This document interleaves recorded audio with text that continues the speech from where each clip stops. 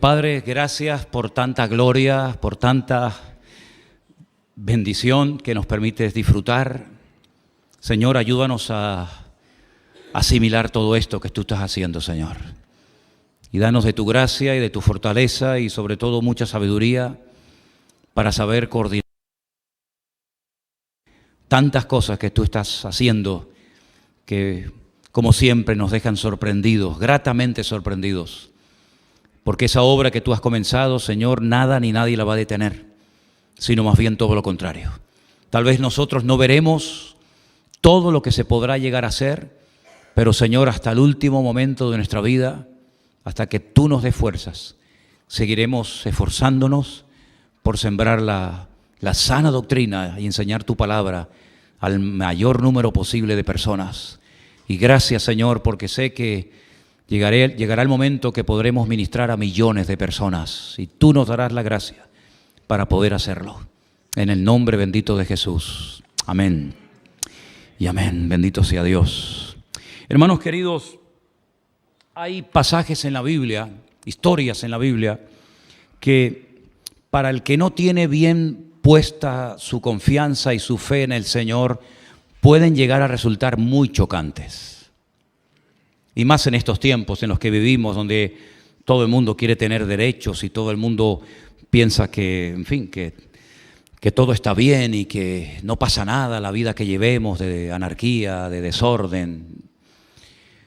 Hay historias, ya digo, en la Biblia que cuando uno las lee, lógicamente uno no va a pelear ni a discutir con el Señor, ni mucho menos, pero son historias muy impactantes. Yo he comenzado hoy a título personal. A lo mejor les comparto algo si el Señor me lo indica así, pero yo he empezado hoy a título personal un estudio sobre la vida, sobre el personaje de Job. Y es increíble, ¿no? Porque ahí se despejan muchas dudas, ¿verdad? Porque en aquellos tiempos y durante muchos siglos se consideraba que Satanás no podía bajo ningún concepto tocar, o el pueblo de Dios era como una especie de burbuja que no le podía pasar nada malo, no podía haber enfermedades, no podía haber guerras, no podía haber problemas. Y nos damos cuenta de que cuando se abre la puerta al pecado y se vive de espaldas a los principios que Dios ha dado en su palabra, pues tarde o temprano la factura hay que pagarla. Y las consecuencias a veces son tremendas. Y vemos a Dios, a nuestro Dios, ese Dios de amor que amamos, que adoramos, que servimos, que hoy le hemos cantado y exaltado, lo vemos diciéndole a Adán y Eva, fuera de aquí, fuera de aquí. Ustedes ya no pueden vivir en este lugar. Este lugar era para vivirlo con unas condiciones y ustedes las han quebrantado todas. Por lo tanto, ustedes ya no son dignos, ya no son merecedores de estar en el lugar más hermoso de la tierra, que no fue destruido hasta después del diluvio. El jardín del Edén estaba ahí estaba el jardín del Edén, pero no podían disfrutar de él, no podían entrar. Dios puso vigilantes, ¿verdad? Dios puso seres espirituales, ángeles, para que le impidieran el retorno al hombre, porque ya no eran dignos de vivir en aquel lugar. Y allí seguía el árbol de la vida, allí estuvo durante mucho tiempo. Y allí estuvo el árbol de la ciencia del bien y del mal durante siglos, hasta que el diluvio pues acabó con todo aquello. Y fue Dios el que expulsó a los seres humanos, a Adán y a Eva del jardín del Edén. Y tiempo más tarde, cuando vemos que la tierra se corrompe, pues vemos que el que mandó el diluvio no fue Satanás, sino fue Dios. Y fue Dios el que dijo, basta, hasta aquí hemos llegado, borrón y cuenta nueva. Y fue Dios el que le dijo a Lot, sal corriendo, porque si no sales corriendo vas a perecer tú también junto con toda la población de Sodoma y Gomorra. Y aquellas ciudades fueron fulminadas y nunca más, oye, qué curioso, ¿no? Nunca más nadie se atrevió a restaurar las ciudades de Sodoma y Gomorra. Ha habido gente que ha intentado restaurar Babilonia. Por ejemplo, Alejandro Magno murió en el intento de reconstruir Babilonia. Ha habido personas que se atrevieron a restaurar Jericó, ¿verdad? Y existe una Jericó moderna hoy en día, pero Sodoma y Gomorra quedaron arrasadas y nunca más se supo nada de ellas. Es más, cuando viajas al desierto de Judea, a la zona sur del Yam Hamelach o del Mar Muerto, del Mar Salado, pues allí están los restos de Sodoma y Gomorra y ahí quedaron de por vida, ¿verdad? Y fue Dios el que destruyó esas ciudades. Así que cuando uno va a la palabra de Dios, uno se encuentra historias muy bonitas, historia de milagros, historia de maravillas, de proezas, cómo Dios mandó durante 40 años el maná a su pueblo y cómo mandó millones de codornices para que comieran y cómo mandó el agua, etcétera, etcétera. Pero ese mismo Dios de milagros, ese mismo Dios de bondad, de misericordia, era el Dios que también tenía que actuar en momentos puntuales con justa justicia. Porque la justicia de Dios es real y los juicios de Dios son verdad. Y vamos a leer en esta tarde una historia de dos hermanos carnales, hijos del mismo padre, que murieron el mismo día.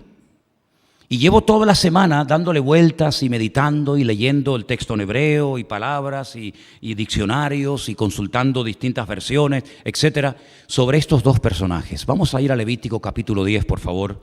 Levítico capítulo 10. Yo quiero leer a partir del versículo 1 la historia de Nadab y Abiú. Nadab y Abiú, hijos de Aarón, tomaron cada uno su incensario y pusieron en ellos fuego, sobre el cual pusieron incienso, y ofrecieron delante de Dios fuego extraño. Esh Zarah, se dice en hebreo, después les explicaré. Esh Zarah, que Él nunca les mandó. Vayan prestando atención a cada uno de los detalles y la información que nos va dando el texto. Él nunca les mandó hacer aquello. Salió fuego de delante de Dios y los quemó. Y murieron delante de Jehová, delante del Señor. Después explicaremos qué significa morir delante del Señor, porque está hablando de un lugar, ¿ve? Entonces dijo Moisés a Aarón: esto es lo que habló el Señor, diciendo: en los que a mí se acercan me santificaré, y en presencia de todo el pueblo seré glorificado. Y Aarón cayó, no dijo absolutamente nada, quedó mudo. Llamó Moisés a Misael y a Elzafán, hijos de Uziel, tío de Aarón, y les dijo: acercaos y sacad a vuestros hermanos de delante del santuario fuera del campamento.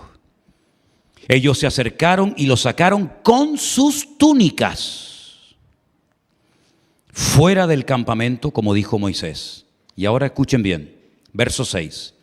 Entonces Moisés le dijo a Aarón y a Eleazar e Itamar, sus hijos. Eran 4 hermanos, 2 han muerto, Nadab y Abiú, quedan con vida Eleazar e Itamar.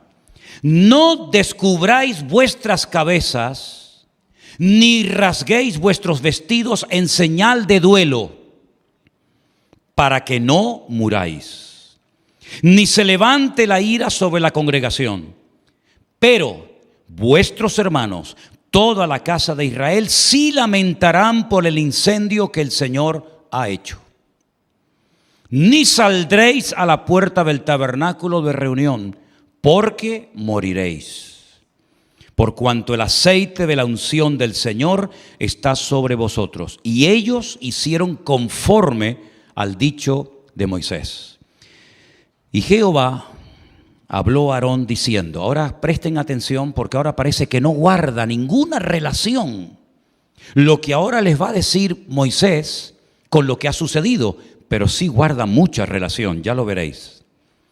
Tú y tus hijos contigo no beberéis vino ni sidra cuando entréis en el tabernáculo de reunión, para que no muráis.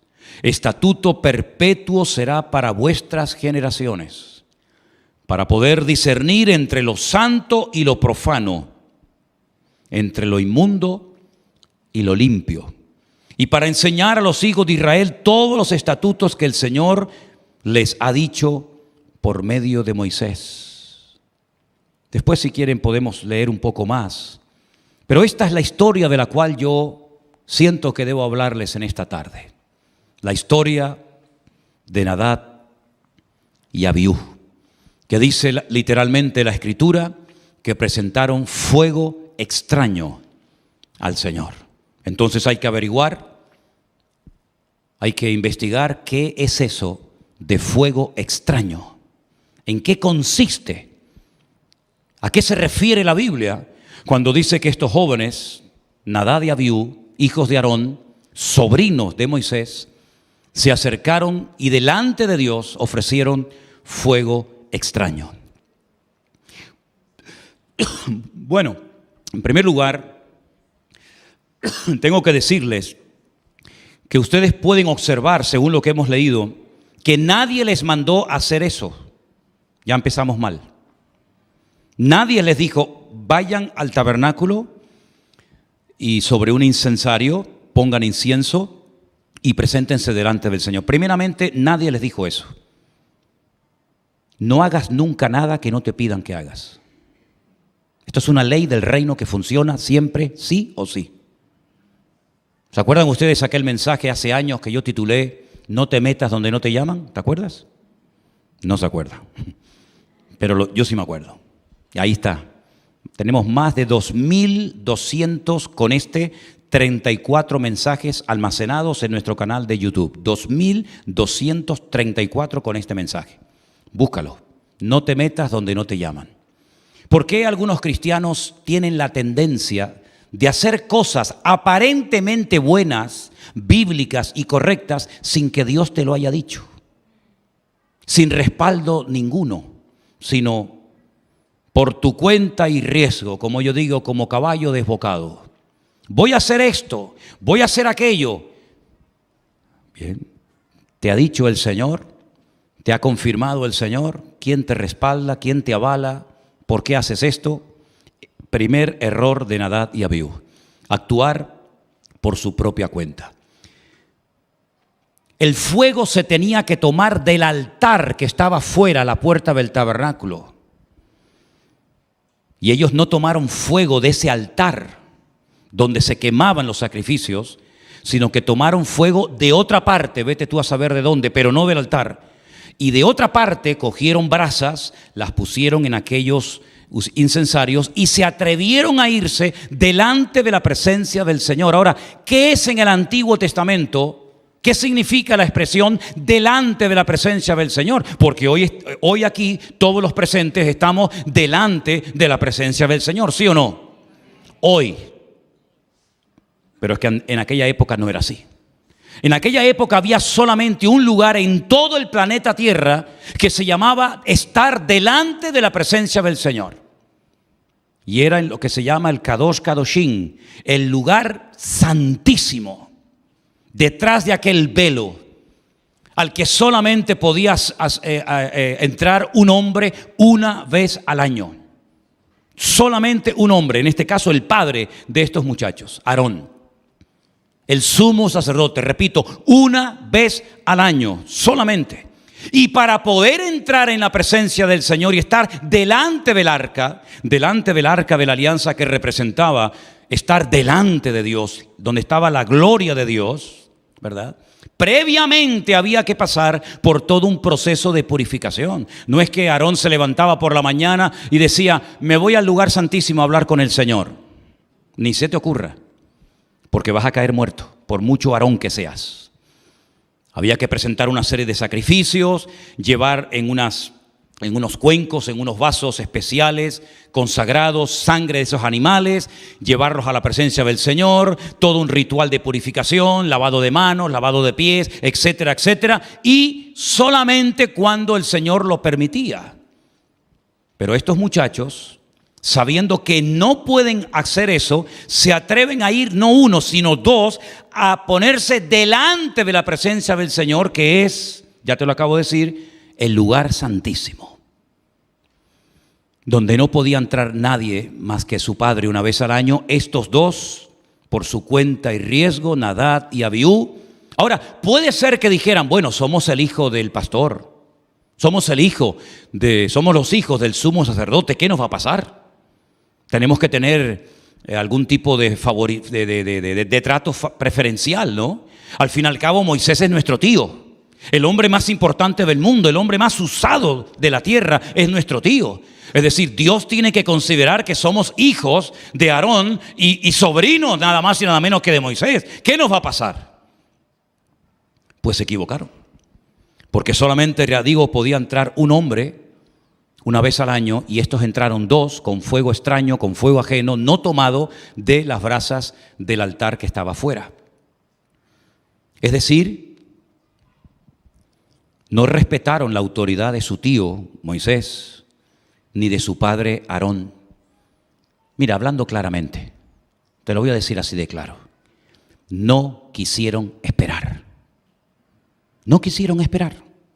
Ahora, en ese campamento, en esa multitud de casi 2 millones de personas, había un joven que esperó 40 años para poder decir, ahora ha llegado mi momento y ahora el Señor cuenta mi vida.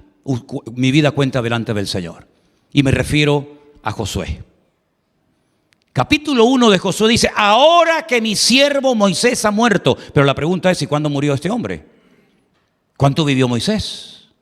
¿Alguien sabe? Moisés vivió 120 años, 40 años en Egipto, 40 años solo en el desierto y 40 años con el pueblo de Israel. Total, 120 años. Ahora que mi siervo Moisés ha muerto, levántate, pasa el Jordán y lleva a mi pueblo a Canaán. Ahora que mi siervo Moisés ha muerto. Mientras Moisés estaba con vida, aunque era un anciano, aunque tenía 120 años y todo el mundo sabía, incluido Josué, que él no va a entrar en la tierra prometida, Josué se mantuvo fiel, esperando, preparándose, y cuando Moisés muere, él entiende que ahora ha llegado su momento. ¿Por qué le cuesta tanto a algunos cristianitos que llevan 4 días en esto tomar decisiones que pueden llegar a perjudicar vidas? Porque el reino de Dios, la iglesia del Señor, no estamos hablando de animales, con todo mi respeto a los animalitos, ni estamos hablando de mercancía, estamos hablando de vidas, estamos hablando de almas. Y abrir una iglesia, ponerse un título de pastor, llamarse profeta, llamarse apóstol, no cuesta nada. Pero ¿y el testimonio que dan algunos después de haberse autoproclamado lo que Dios nunca dijo que fueron? El precio, ¿quién lo paga? Lamentablemente, muchas veces, los primeros la familia. Los primeros la familia.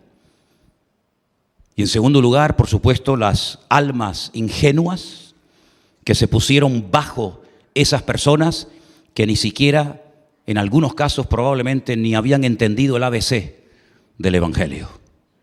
Y estos dos muchachos, bajo los efectos del alcohol,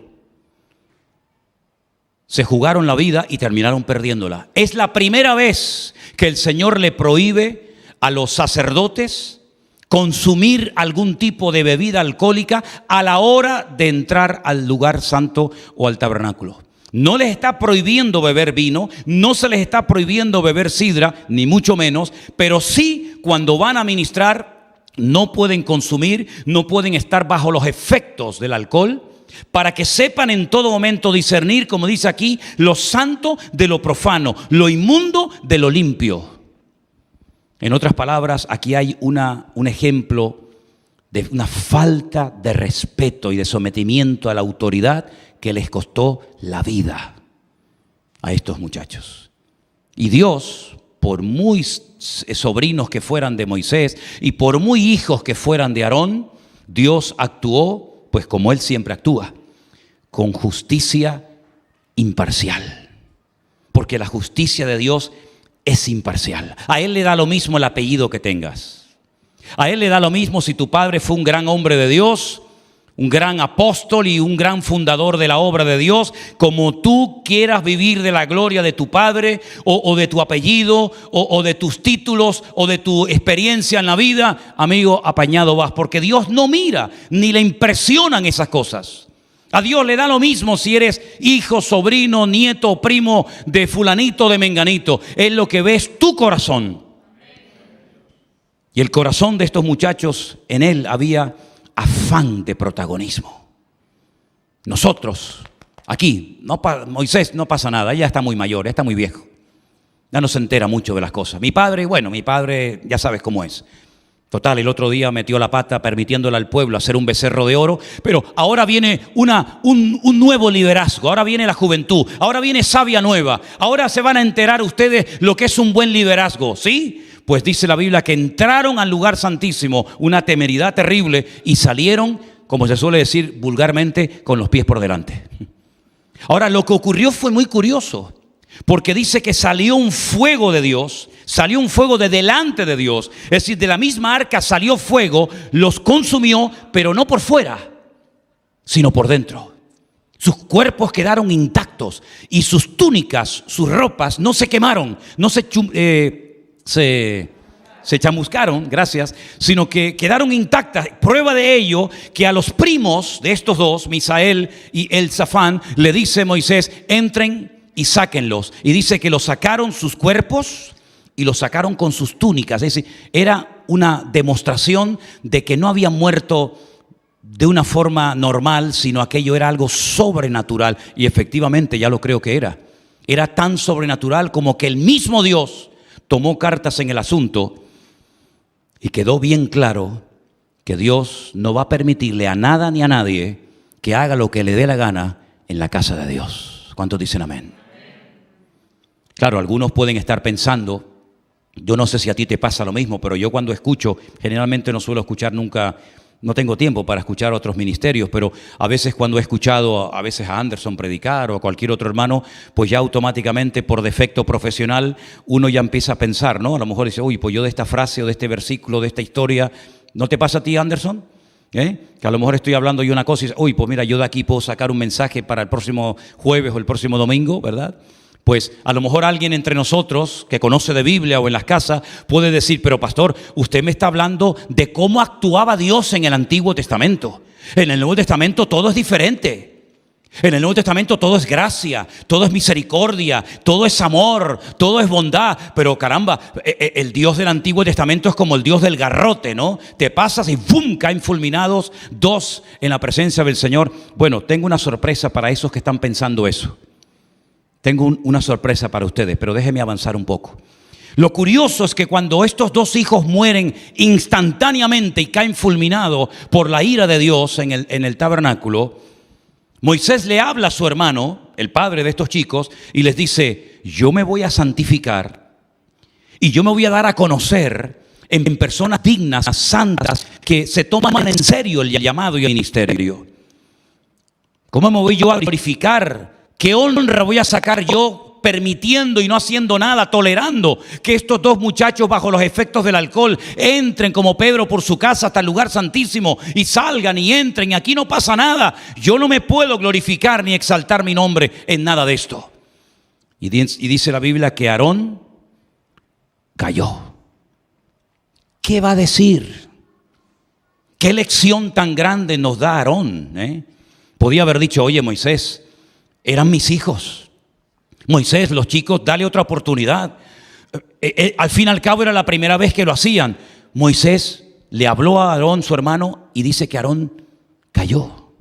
No le echó la culpa a Dios, no le echó la culpa a su hermano, no le echó la culpa a las leyes de Dios, sino que se cayó como diciendo, pues ¿qué voy a decir? ¿A quién le voy a echar la culpa si al fin y al cabo lo que han hecho era digno de muerte? Me da igual si fueran mis hijos o los vecinos de enfrente. Lo que está mal, está mal. Y por eso yo les dije cuando Gregorio nos traía la lectura, que prestaran atención a ese texto donde dijo el Señor Jesucristo, cualquiera que ama a padre o a madre más que a mí, no es digno de mí. Y cualquiera que ama a hijo o a hija más que a mí, no es digno de mí. A veces he oído madres que dicen, ay, yo a mis hijos los adoro. A veces en televisión se ha oído esa expresión. Yo me imagino que ustedes no la usan, ¿no? Porque dice la Biblia, al Señor tu Dios adorarás y a Él solo servirás. Pero a veces yo he escuchado a madres que dicen, no, yo a mis hijos, mis hijos son intocables. Yo a mis hijos los adoro. Pues menudo problema tienes. Has convertido a tus hijos en tus ídolos. Tus hijos son tus ídolos. Y he conocido, y me ha pasado a mí como pastor, llamarle la atención a una persona y toda la familia coger y marcharse de la iglesia porque le llamé la atención a la niña. Y entonces, como le llamé la atención a la niña, el padre, la madre, el primo, el sobrino, el tío, el cuñado, el perro, el gato, todos se marcharon porque el pastor le habló duramente a la niña. Y yo me acuerdo que en mi época ya eso ha pasado, porque eso fue en otra etapa de la vida. Pero yo me acuerdo cuando en la escuela el profesor me castigaba o nos llamaban la atención, como se te ocurriera ir a casa y decirle a tu padre, el profesor me pegó, el profesor me castigó, el profesor me dijo esto, aquello. Mi padre siempre decía, algo malo habrás hecho. Así que déjate de ir de víctima. Déjate de decir que el profesor la tiene tomada contigo, ¿verdad? Algo malo habrás hecho. Y en este caso Aarón sabía perfectamente, porque los hijos de Aarón fueron nombrados también sacerdotes junto con su padre. El sumo sacerdote era el padre, pero ellos también eran sacerdotes. Y para ser sacerdote se tenían que aprender la ley de memoria. Así que no eran ignorantes, pobrecitos ignorantes. Incluso aunque fueran ignorantes, el desconocimiento de la ley no te exime de la obligación de la misma. No, yo no sabía que no se podía aparcar aquí. Pues tenga 500 euros de multa para que lo sepas para la próxima vez. Yo no sabía que no podía ir a 250 por la carretera. Pues tenga, retirada del carné, fuera los puntos para que la próxima vez se entere. Es decir, el no sabía no te excusa. El no sabía no te va a servir de nada. Pero en este caso, ellos sabían perfectamente que la forma de actuar no era la correcta. Y merecían, pues, lo que pasó. La muerte. Porque la paga del pecado, ¿cuál es? La muerte. Cuando a un judío se le muere alguien, esposa, esposo, hijo, nuera, quien sea, se tira al suelo, no se baña, en el caso de los hombres, ni se afeita, ni se corta el pelo, ni se cambia de ropa hasta que termina el periodo de duelo. ¿Cuánto dura? Bueno, ya depende. Pero yo he visto judíos tirados en el suelo a gritos en el muro de Jerusalén, en el Cote de la Maravilla, allí en Jerusalén, tirados en el suelo, gritando, huelen mal, las barbas de días sin afeitarse, no se lavan los dientes, no se peinan, hacen así, se rajan las vestiduras o se hacen un corte con una navaja, un cuchillo, y todo el mundo los observa y saben que están de luto. Y en esas culturas orientales es normal el luto. Pero mira lo que le dice el Señor a Moisés: no descubras tu cabeza, no rasgues tus vestidos en señal de duelo, no sea que tú también mueras como ellos. Ni se levante la ira en la congregación. Vuestros hermanos, la casa de Israel, sí lamentarán, pero tú no. Ni saldrás a la puerta del tabernáculo para que no mueras. Es decir, cuando salquen a los cadáveres de tus dos hijos, cuando salga delante de tus narices Nadab y Abiú, tú te quedas dentro. Y no te vas a poner allí a llorar, a gritar, no te vas a rasgar las vestiduras, no vas a hacer el show y el espectáculo que siempre se hace en los días de duelo, sino tú te vas a callar la boca, ni una lágrima. Vas a saber controlar tus emociones, vas a saber poner tus sentimientos, vas a reprimir tus emociones y te vas a quedar ahí quieto sin moverte y no vas a llorar. Que llore la casa de Israel, pero tú no. Porque si tú lloras, si tú expresas dolor, si tú expresas rabia o ira, no vas a ser un buen ejemplo al país. No vas a ser un buen ejemplo a las tribus. Por lo tanto, tienen que saber que aunque eran tus hijos, el dolor te lo comes y lo llevas por dentro. Pero ni siquiera se te ocurra salir a la puerta del tabernáculo, no sea que tú también mueras y toda la congregación sea afectada. Y uno dice, no vea, ¿no? Pero pastor, esto es en el Antiguo Testamento. Tengo una sorpresa para los que están pensando en eso. Ya vamos, no se preocupen. Reprimir el dolor con paciencia obediente. Miren qué frase, hermanos.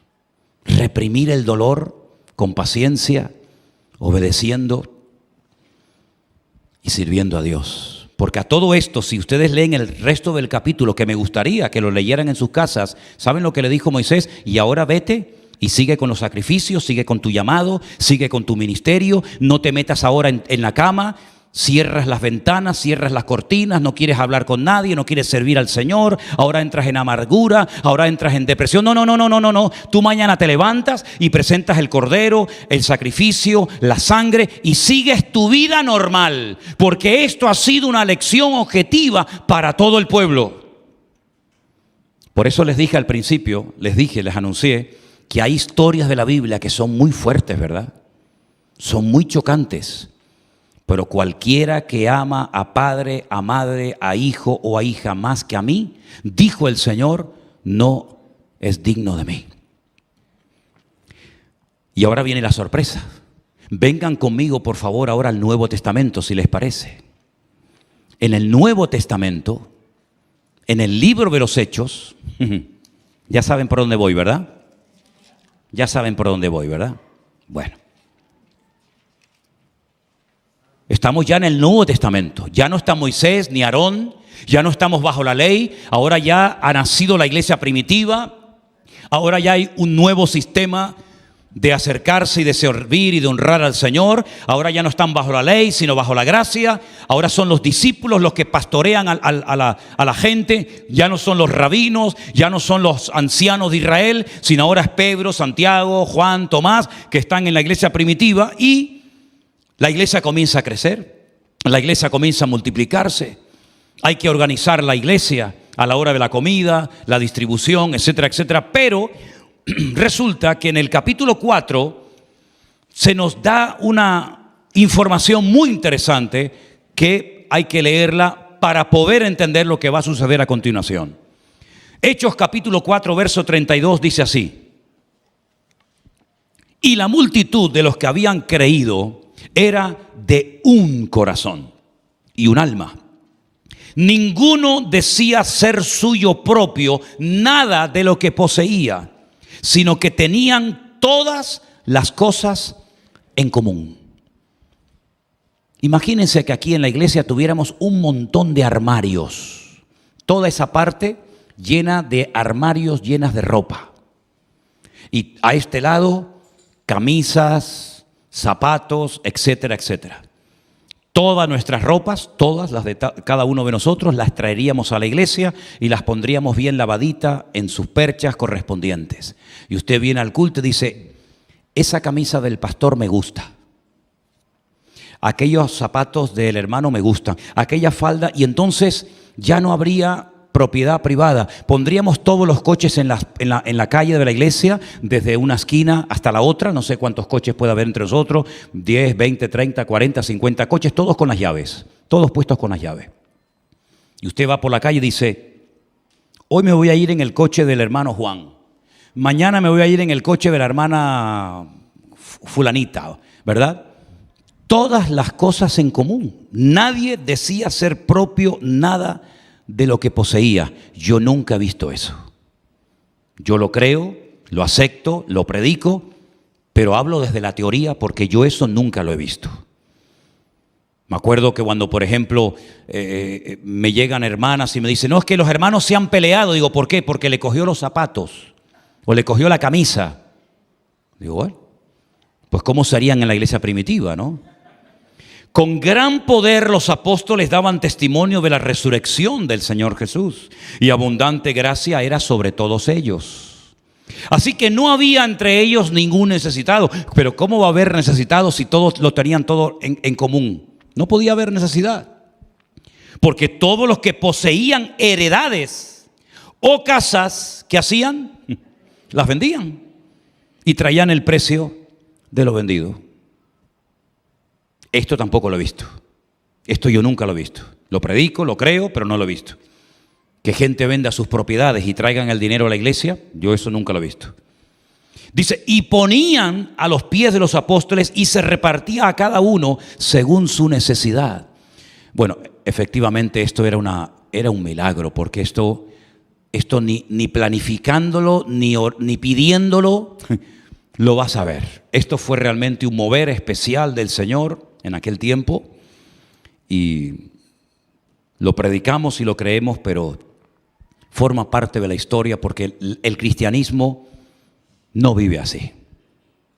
Yo diría, no digo que es imposible, pero vivir así, hoy en día, sería muy complicado vivir así. Entonces ahora habla de un tal José, pero los apóstoles a ese hermano llamado José le cambiaron el nombre. Es decir, que Bernabé no se llamaba Bernabé. Bernabé realmente se llamaba José. Pero lo que pasa es que los apóstoles le cambiaron el nombre porque el nombre Bernabé significa hijo de consolación.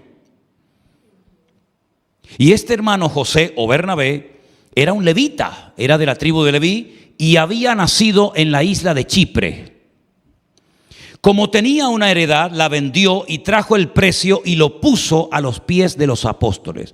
Es decir, si me permiten, se puso como de moda que la gente en la iglesia primitiva en aquel tiempo tenían una propiedad, la vendían y llevaban el dinero y lo ponían, como dice aquí, a los pies de los apóstoles. ¿Qué significa eso de a los pies de los apóstoles? Significa ustedes a partir de ahora administran este dinero como crean ustedes oportuno. Yo me desentiendo de esto y ahora son ustedes los que administran el dinero que yo he puesto en vuestras manos. ¿Había que hacer esto por obligación en la iglesia? No. ¿Era un mandamiento bíblico? No. Lo hacía el que quería y el que no quería, pues no lo hacía. Incluso si alguien quería dar algo a la iglesia de lo vendido, podía dar una parte y otra parte quedársela para él, para sus gastos, para lo que fuera. Era algo que se hacía, pero repito, no era obligatorio. Era algo que se hacía, pero en ningún momento vemos que se les obligaba a la gente de la iglesia a desprenderse de su patrimonio. Bueno, pero se hacía, esa es la realidad. Ahora con este trasfondo y con esta información vamos a poder entender un poco mejor, creo, la historia que se nos relata en el capítulo 5. Dice que había un hombre llamado Ananías, su mujer se llamaba Zafira, y vendieron una propiedad. Bueno, hemos visto que muchos vendían las propiedades, pero espérate, hay una diferencia entre los versículos anteriores y esta historia. Sustrajo del precio, escucha, sustrajo del precio, sabiéndolo también su mujer, y trayendo solo una parte, la puso a los pies de los apóstoles.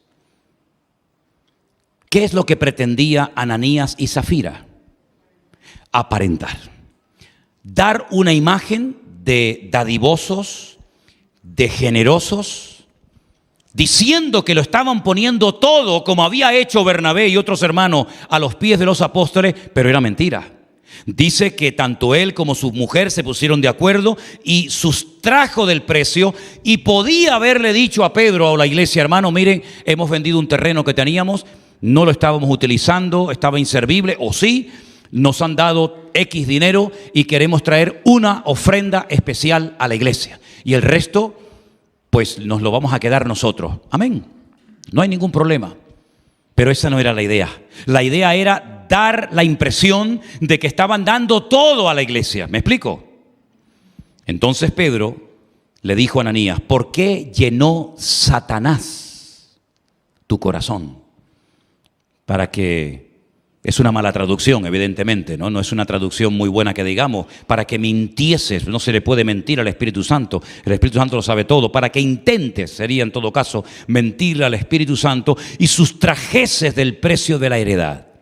Reteniéndola, miren el argumento de Pedro, lo que les acabo de explicar. Reteniéndola, ¿no se te quedaba a ti? ¿Y vendida no estaba en tu poder? ¿Por qué pusiste esto en tu corazón? No has mentido a los hombres, sino a Dios. Otra traducción no muy correcta que digamos. Has intentado engañar a Dios. Has intentado engañar a Dios en el sentido de que la iglesia es la esposa de Cristo y tú has tratado de venir a la iglesia a dar una imagen incorrecta. ¿Y entonces qué ocurre? Al oír a Ananías estas palabras, cayó y expiró. Y vino un gran temor sobre todos los que lo oyeron, como para no asustarse. Como para no asustarse. Imagínate que hoy tuviéramos que sacar a un hermano con los pies por delante del culto. Estamos aquí en pleno culto y de repente, bueno, me acuerdo una vez, yo no sé cuántos estaban ese día, pero yo me acuerdo en esta iglesia cuando yo un día estaba hablando de Eutico, aquel muchacho que se quedó dormido en una ventana mientras Pablo predicaba y no terminaba nunca. Dice que ya no daba más el pobre, se cayó y se mató. Y cuando dije esa palabra, un hermano enorme, que me acuerdo quién era y cómo se llamaba, se le partió la silla y se cayó al suelo. Y la iglesia se asustó. Y yo le dije, hermano, comprueben que no se ha muerto, porque si cayó y se murió, yo no les aseguro que lo resucite, Yo no soy Pablo, así que cuidado. Pero no, gracias al Señor el hermano se levantó. Y de ahí vino la idea de poner 2 sillas. ¿Se acuerdan aquella idea que teníamos de poner 2 sillas blancas una dentro de la otra? Porque hay algunos hermanos que estaban muy bendecidos y entonces teníamos que cuidar que la bendición no trajera un disgusto a la obra. Así que no era por otra cosa, sino era para cuidar un poco la integridad física de los hermanos. Cayó muerto y vino temor a la iglesia. Ahora que no nos escucha nadie, ni nos ve nadie, ¿se imaginan ustedes que murieran hoy en día en los cultos gente por querer aparentar en la iglesia? Aquí no pasa esto, no, aquí nuestro nivel espiritual es una cosa fuera de serie, ¿no? Con esto de la iglesia virtual estamos en un nivel, pero ¿se imaginan ustedes que viniera un hermano aparentando de ser espiritual y es un demonio? O una hermana o un joven, ¿se imaginan que cayeran muertos? Sería tremendo. ¿Qué pensarían los vecinos? Yo me acuerdo una vez cuando era un joven pastor en la isla de La Gomera. En La Gomera todo se sabe. Es la isla del chismorreo. Todo el mundo habla de todo el mundo. Todavía existe eso detrás del visillo, la vieja del visillo, ¿saben? Eso existe allí, es literal. Y me acuerdo que un día, después del culto, ya terminó el culto, ya nos estábamos despidiendo y la iglesia había comprado una furgoneta para llevar a los hermanos que vivían lejos. Y había un matrimonio muy mayor que vivían en una parte un poquito distanciada de la villa, de La Gomera, de la ciudad. Y les dije, hermanos, esperen un momentito mientras yo me despido de los hermanos, yo les llevo ahora. Y mientras estaba hablando con los hermanos, oímos ¡bum! Y miramos y era una hermana muy mayor que se le partió la silla y se cayó. Y empezó la pobre con unos dolores y el pie como que le quedó así muy torcido y el marido quería enderezárselo a la fuerza. Y le dije, no la toque. Menos mal, después en la radiografía salió que el fémur, debido a la edad, pues se le abrió por la mitad. Y si él le hubiera movido el pie, se lo hubiera terminado de partir definitivamente, ¿no?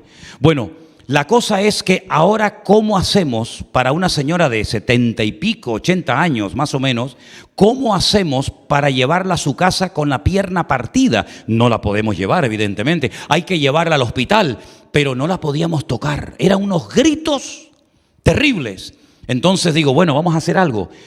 Vamos a quitar una puerta de la iglesia, le metemos la puerta por debajo y la levantamos. Bueno, fue más fácil arrancar la puerta de la iglesia que subir a la hermana encima de la puerta. Era imposible, aquello era terrible. Entonces, unos opinaban una cosa, otros opinaban otra, que hay que orar, que no hay que orar, que el diablo, yo digo, mira hermano, cállense ya, me tienen loco ya. Esperen un momento. Miren hermanos, seamos honestos, llamemos a la ambulancia, que para eso está. Estoy hablando de La Gomera, no estoy hablando de Manhattan, ni de Ciudad de México. Estoy hablando de La Gomera, donde todo el mundo se conoce, donde sabes cuántas veces va al baño doña María, donde sabes todo. Y yo llamé al hospital y dije, soy el pastor de la iglesia evangélica de San Sebastián de La Gomera, de la calle Ruiz de Padrón. Se nos ha caído una señora y creo que tiene una fractura en el fémur. Por favor, pedimos que vengan, pero les voy a pedir un gran favor. Vengan sin la sirena. Parece una película italiana lo que les estoy contando, ¿no? Vino con la sirena a todo volumen. A todo volumen. Imagínense en La Gomera que todo el mundo se conoce, que todo el mundo sabe cuántas veces va la hermana Juanita al baño, de repente ver a una ambulancia un domingo por la tarde cuando no salen ni las moscas a pasear por el pueblo, de repente venir a toda velocidad la ambulancia, la policía, dirección Iglesia Evangélica, calle Ruiz de Padrón.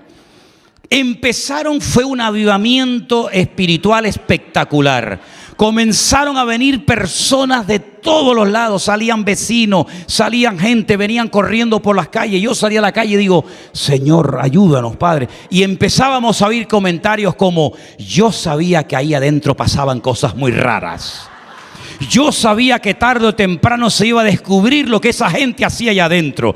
Todo tipo de comentarios. Y cuando la señora salió por la iglesia fue como si sacaran a la Virgen de Candelaria en procesión. Todo el pueblo salió a ver a esta hermana que la llevaron al hospital. Nunca en mi vida vi un crecimiento tan grande de la iglesia. El único problema es que al domingo siguiente no vino nadie. Ese fue el único problema, ¿no? ¿Cómo no va a venir temor a la iglesia cuando se acaba de caer muerto un hermano conocido en la iglesia? Pero es que no termina ahí la historia, es que hay segunda parte, como los culebrones colombianos. Hay segunda parte y dice, levantándose los jóvenes, lo envolvieron y sacándolo le sepultaron. Yo felicito a los jóvenes, porque yo soy joven y me dice el pastor, coja a ese hermano, envuélvalo en una sábana y lléveselo a enterrar al cementerio. Digo, llévelo usted, pastor, yo no lo llevo. Yo no lo llevo. Los jóvenes fueron valientes, se sometieron, envolvieron al fiambre en la sábana y se lo llevaron. Pasado un lapso como de 3 horas, a lo mejor doña Zafira, con el dinero que había sustraído, se había ido a comprar coloretes y maquillaje y ropa nueva. Vete tú a saber, porque 3 horas sin preguntarle al marido dónde estás, eso es raro, Eso es raro. Pero pasaron 3 horas y entonces ahora entra por la puerta la señora y Pedro le dice, dime, ¿vendisteis en tanto la heredad? Era la oportunidad, era el momento para decir, no, pastor, disculpe, nosotros no vendimos en esa cantidad la finca, el terreno, la hemos vendido más. Lo que pasa es que mi marido y yo hemos decidido dar una parte a la iglesia. Ah, bueno, perfecto. No, pero ella en vez de aprovechar la oportunidad para decir la verdad, dijo, sí, en tanto. Otra vez, tanto monta tanto. Y le dijo Pedro, ¿por qué convinisteis en tentar al Espíritu del Señor? He aquí a la puerta a los pies de los que han sepultado a tu marido, y te sacarán a ti también. Al instante ella cayó a los pies de él y expiró. Y cuando entraron los jóvenes, la hallaron muerta y la sacaron y la sepultaron junto a su marido. Fue un culto de jóvenes inolvidable. Los jóvenes dirían, pero acabamos de enterrar a uno y ahora otro. Ahora otro. Y vino gran temor. Antes dice que vino temor, ahora dice que viene gran temor a toda la iglesia y a todos los que oyeron estas cosas. Esta historia, ¿dónde está, hermano? En el libro de los Hechos. Y el libro de los Hechos, ¿dónde está, hermano? En el Nuevo Testamento. Y la historia de Nadab y Abiú en el Antiguo Testamento. Entonces nos damos cuenta que el Dios del Antiguo es exactamente el mismo Dios del Nuevo. ¿No nos damos cuenta de que la justicia de Dios es tan real como el amor de Dios? ¿Y no nos damos cuenta que el Dios que hizo el cielo también creó el infierno? ¿Y no nos damos cuenta que el Dios que salva a unos porque invocan su nombre, enviará a otros a la condenación eterna por no haber confiado y creído en Él? Es el mismo Dios. No nos hagamos una imagen distorsionada ni muy personal de Dios, creyendo que estas cosas ya no pasan hoy en día. Claro que pasan, hermanos. Lo que pasa es que solamente puedo decir que por la misericordia y por la infinita bondad del Señor no ocurren más cosas como estas. Pero, oye, a lo mejor nos haría falta una cosita de estas para espabilar un poco, Ahora no, en el culto siguiente, ¿no? Ahora precisamente hoy no, dice la hermana. Hoy no, otro día. Pero, hermanos, esta historia es un ejemplo para que nos demos cuenta de que las cosas de Dios son muy serias. Y no puede ser que tú te tomes más en serio tus negocios que tu relación con Dios. Y no puede ser que seas más tolerante para ti y tremendamente intolerante para los demás. Porque el que no le gusta que los demás hagan cosas malas debería ser más exigente consigo mismo. Porque es mucho más fácil proyectar en otros nuestros defectos, ¿verdad?, que no reconocer los propios. Pero queridos hermanos, esta historia es una historia muy interesante, donde aparece la expresión Esh Zará, y esa palabra Zará, que se traduce como rival, si quieren la pueden encontrar, y se los dejo como tarea, en 1 Samuel 1:6. Ahí aparece la palabra Zará. Miren en qué contexto se dice. Algo que no está bien, algo que no agrada a Dios, algo que lo único que trae son problemas y quebraderos de cabeza. En este caso era fuego extraño, fuego que no agrada a Dios. Miren, hermanos, no todo fuego y no todo ruido que se produce en las iglesias agrada al corazón de Dios. Hay iglesias que tienen mucho ruido. Desde que entras hasta que sales no hay ni un minuto de silencio. Ruido y ruido y ruido. Pero yo les recuerdo que hay varios pasajes en la Escritura donde dice que Dios no estaba en el ruido. Y Dios no estaba cuando se rompían las piedras. Y Dios no estaba en aquella multitud que se levantó y había un ruido terrible. Dice, pero no había Espíritu de Dios en ellos. Se levantaron, hicieron ruido, parecían que eran un ejército poderoso, pero no había espíritu en ellos. Y lo que nosotros queremos es levantarnos, glorificar a Dios, y que el único fuego que se mueva en nuestra vida no sea el fuego de la pasión, no sea el fuego de la carnalidad, sino sea el fuego del Espíritu de Dios, que no viene a destruir, sino viene a traer santidad y orden a tu vida y a la mía. ¿Cuántos dicen amén? Así que, hermanos, en el día de Pentecostés, nuestro Dios se hizo notorio enviando fuego a la iglesia. Estaban todos, cuando vino el día de Pentecostés, estaban todos unánimes juntos. Escuche esto, todos unánimes juntos. Como dice el Salmo 133, habitar los hermanos juntos en armonía, ¿verdad? Porque allí envía el Señor bendición y vida eterna. Cuando llegó el día de Pentecostés, un día específico, estaban todos sentados unánimes juntos orando, y de repente, el factor sorpresa, de repente vino un viento recio que soplaba, el cual llenó toda la casa, y se aparecieron lenguas repartidas como de fuego que se asentaron sobre cada uno de ellos, y todos fueron llenos del Espíritu Santo y comenzaron a hablar en otras lenguas según el Espíritu les daba que hablasen. Es decir, ahí hubo fuego. Pero no un fuego que vino a destruir, sino un fuego que vino a capacitar a la iglesia para la gran comisión de ir por todo el mundo y predicar el evangelio. Hubo fuego también en el Monte Carmelo. Sí, claro que hubo fuego. Pero dice la Biblia que el profeta Elías hizo un cortafuego y lo llenó de agua. Tomó medidas preventivas, porque el fuego no era para destruir, el fuego era para glorificar a Dios y para que los corazones se volvieran a nuestro Dios en genuina adoración. Y quemó la leña, quemó el holocausto, lo quemó todo hasta las piedras. Pero fue un fuego santo. No fue este fuego extraño, este fuego carnal, este fuego de querer aparentar, de querer saltarse las etapas y el tiempo, pasando por encima de Moisés, fíjate tú, pasando por encima del padre Aarón, entrando a la presencia del Señor sin permiso, sin autorización, sin un mandato específico de parte de Dios, sino venga, yo me meto por ahí para adentro y hago lo que me da la gana. Mi padre se llama Aarón, a ver qué pasa, ¿quién me va a decir a mí algo? Y mi tío es Moisés, ¿qué pasa? ¿Verdad? Y encima entro con 4 copitas para... No. Y Dios dijo, ¿pero qué están haciendo estos? ¿Saben a quién me recuerdan estos chicos? Y ya termino. ¿Saben a quién me recuerdan se me parece un poco a la historia? A otros chicos que también su padre era un sacerdote. Pero un sacerdote sin autoridad, un sacerdote vacío de Dios, que le decían, oye, tus hijos están fornicando en la puerta del tabernáculo, y se acuestan con mujeres, esto es un escándalo. Y le roban a la gente las ofrendas y les obligan, no, me tienen que dar esto, porque había unas partes de los animales que a ellos les correspondía, pero ellos querían más y más, ¿verdad?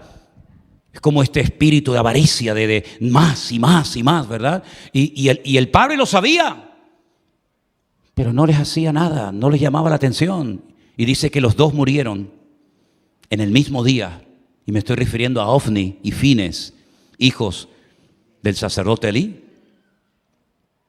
Y estoy pensando en los hijos de Samuel, que el Señor dice en su palabra que los hizo jueces. Él los hizo jueces, no Dios. Él los nombró jueces, como para darles un cargo, ¿no? Vamos a darle un cargo a la hermana para que se anime. No, no, no. Como está animada y como está consagrada, te vamos a usar. No es que te vamos a usar para ver si te anima, para ver si deja de vivir en desorden. No, no, es al revés, querido. Al que está en orden, al que está alineado, al que quiere obedecer al Señor, a ese es al que Dios llama. Pero entonces Samuel dijo, bueno, vamos a darle un cargo a los muchachos para que se entretengan, vamos a darle una oportunidad. Es que la casa de Dios no es un laboratorio donde se hacen experimentos. Ese orden que Dios ha establecido en su palabra, esos requisitos que Dios ha pedido, son inspirados por el Espíritu Santo, no dados al mucho vino, hospedador, ¿verdad? Apto para enseñar, sobrio, que tenga a sus hijos sometidos, etcétera, etcétera. Esos cargos o esos, requisitos han sido inspirados por el Espíritu Santo. Y entonces Samuel los nombra y fueron un desastre. Y los ancianos vinieron y le dijeron, oye, yo no sé lo que va a pasar, pero tus hijos son un desastre, el testimonio es terrible. Serán hijos del gran Samuel, pero de Samuel no tienen nada. Así que nómbranos a un rey. Y fíjense lo que pasó. El mal testimonio de aquellos supuestos jueces llevó al pueblo a la ruina, a tomar una pésima decisión, adelantándose en el tiempo, nombrando a un rey que fue un juguete roto y que fue un desastre y que llevó al país a la ruina moral, espiritual y económica. Y estoy hablando de Saúl. Así que, queridos hermanos, a todos y a cada uno de nosotros nos corresponde vigilar nuestro testimonio. Porque hoy estamos aquí todos en este lugar y escuchando la palabra de Dios y cada uno en su hogar. Pero y mañana cuando vayas a tu puesto de trabajo, ¿qué ejemplo, qué testimonio vas a dar? No sé a lo que te dedicas, pero si te dedicas a la venta, no engañes. Si está roto, dilo. Si está roto, dilo. No digas, no, está bien, funciona bien. Tú sabes que está mal. Tú sabes que se le va a romper. No lo digas. No lo engañes. Mire, no se lo puedo vender. ¿Por qué? Porque está mal, está roto. Pero díselo. Porque tal vez lo puedes engañar a él, pero a Dios no. Porque la Biblia dice que Dios no puede ser burlado. Así que ser cristiano es mucho más que venir aquí a cantar 4 cancioncitas, a dar una ofrendita y cada uno para su casa. No, eso. Ser cristiano es cuando salimos por esa puerta. Recuerda que mis ojos no pueden estar en todas partes, lógicamente, ni lo pretendo. Pero siempre hay un ojo que nos ve y unos oídos que nos oyen. Y son los ojos y los oídos de nuestro Dios. Y estoy hablando metafóricamente, ¿verdad? Pero recuerda que el temor de Dios es el principio de la sabiduría. No creas que porque lleves muchos años aquí dentro ya puedes hacer lo que te dé la gana. No te confundas, ¿eh? No caigas en el compadreo. El respeto a las cosas del Señor, el respeto al pastor, el respeto a la palabra, el respeto al lugar, es muy importante. El temor de Dios es el principio de la sabiduría y ese temor de Dios nos lleva al otro texto de Proverbios que dice que el principio de la sabiduría es aborrecer el pecado, aborrecer el mal. Y estos chicos no tenían ningún respeto a Dios, ni a sus padres, ni a nadie.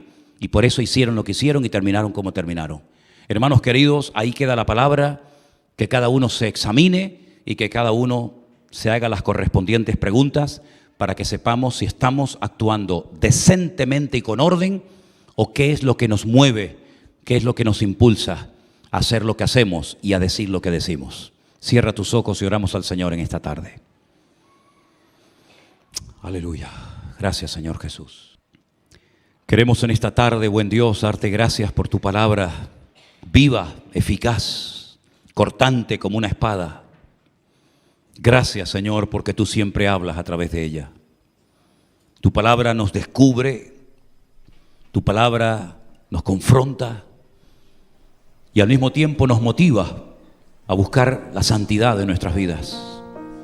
Señor, guarda nuestros corazones, guarda nuestras vidas de todo peligro, de todo mal, pero sobre todo de tomar decisiones en la carne. Que en esta tarde cada uno de nosotros podamos, con la ayuda y con la bendición del Señor, tener siempre presentes,